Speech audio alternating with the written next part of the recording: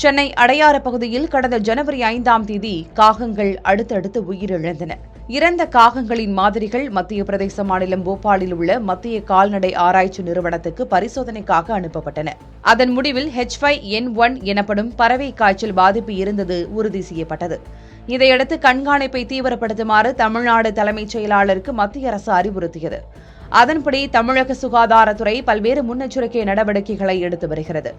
பறவை காய்ச்சலுக்கு உள்ளான கோழிகள் பிற பறவை இனங்களிடமிருந்து மனிதர்களுக்கு தொற்று பரவ வாய்ப்புண்டு. அதன் கழிவுகளிலிருந்து மனிதர்களுக்கும் எளிதில் பாதிப்பு பரவக்கூடும். பாதிக்கப்பட்ட பறவையிடமிருந்தோ மனிதரிடமிருந்தோ மற்றவர்களுக்கு வெஸ்ட் நைல் வைரஸ் பாதிப்பை கொசுக்கள் கடத்தும் என்பதால் நோய் பரவல் வாய்ப்பு அதிகம் உண்டு. அதனால் காய்ச்சல், தலைவலி, தசைப்பிடிப்பு, இருமல், மூச்சுத்திணறல் போன்றவை ஏற்பட்டால் உடனடியாக மருத்துவரை அணுகி சிகிச்சை பெறுமாறு பொது சுகாதாரத்துறை தெரிவித்திருக்கிறது. இதற்கிடையே சென்னையை தொடர்ந்து திருவள்ளூர், திருவண்ணாமலை, கடலூர் உள்ளிட்ட பல மாவட்டங்களிலும் காகங்கள் உயிரிழந்தன. கிண்டி உயிரியல் பூங்காவில் பறவைகள் உயிரிழந்ததால் பூங்கா மூடப்பட்டது. மேலும் தமிழகத்தில் பறவை காய்ச்சலால் காகங்கள் உயிரிழந்திருந்தாலும் மற்ற பறவைகளுக்கோ மனிதர்களுக்கோ பாதிப்பு கண்டறியப்படவில்லை.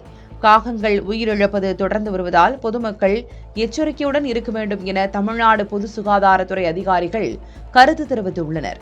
மேலும் இறந்த பறவைகளை வெறும் கைகளால் அப்புறப்படுத்தக்கூடாது என்றும், அறிகுறிகள் இருந்தால் அலட்சியமாக இல்லாமல் உடனே மருத்துவரை அணுக வேண்டும் என்றும், பறவை காய்ச்சலால் கோழிகள் பாதிக்கப்பட அதிக வாய்ப்புள்ளது என்றும் எச்சரித்ததோடு கோழி இறைச்சியை நன்கு வேக வைத்து சாப்பிட வேண்டும் என்றும், தமிழகம் முழுவதும் நோய் தடுப்பு நடவடிக்கைகளை சுகாதாரத்துறை எடுத்து வருகிறதாகவும், பொதுமக்கள் அச்சமடைய வேண்டாம் என்றும் அறிவுறுத்தப்பட்டுள்ளனர். தற்போது வரை மனிதர்களுக்கும் பறவை காய்ச்சல் பாதிப்பு கண்டறியப்படவில்லை என்றால் பொதுமக்கள் எச்சரிக்கையுடன் இருக்குமாறு அறிவுறுத்தப்பட்டிருக்கிறது.